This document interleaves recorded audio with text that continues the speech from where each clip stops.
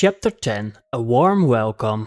The sea carried them away from everything they had ever known. Barely an hour earlier, the eruption on Solus had torn through the island, forcing them to flee with little more than the clothes they carried and a handful of personal belongings, while everything they had built disappeared behind them. Caelion stood beside Velric on their fishing boat, surrounded by 15 other villagers. No one spoke.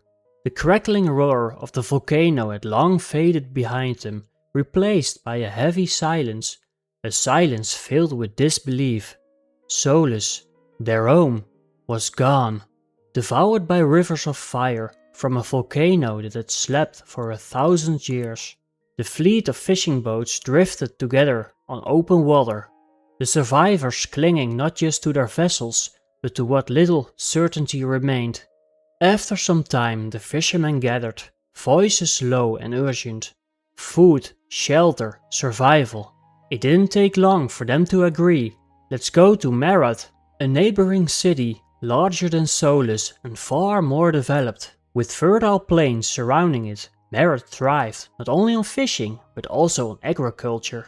It even housed a keep belonging to the army of Syldarra, as it provided essential supplies to them. If there was any place that could take them in, it would be there. Hours passed as they sailed, 4, maybe 5.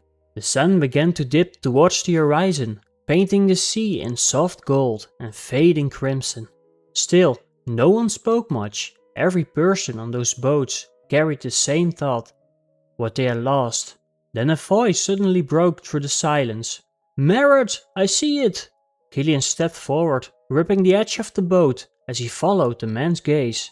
There, on the horizon, he saw it.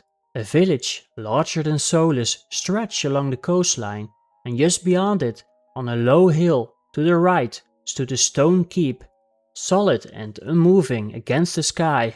"Everyone!" Velric called out, his voice firm. "About 30 minutes until we arrive. Gather your belongings and get ready. Let's hope they can give us shelter." As the boats approached the harbor, something unexpected came into view. Soldiers. A small group stood waiting at the shore, along with a man who carried himself with authority. A commander, no doubt. Velric narrowed his eyes. "Were they expecting us?" he muttered. Caelion felt a faint unease settle in his chest. Once the boats docked, the commander stepped forward, greeting them with open arms. His voice was calm, almost welcoming. He introduced himself as Talvor, explaining that he had felt the tremors and sensed a disturbance in mana coming from Solus. He had suspected something had happened. Velric exchanged a glance with Caelion. That welcome was weird.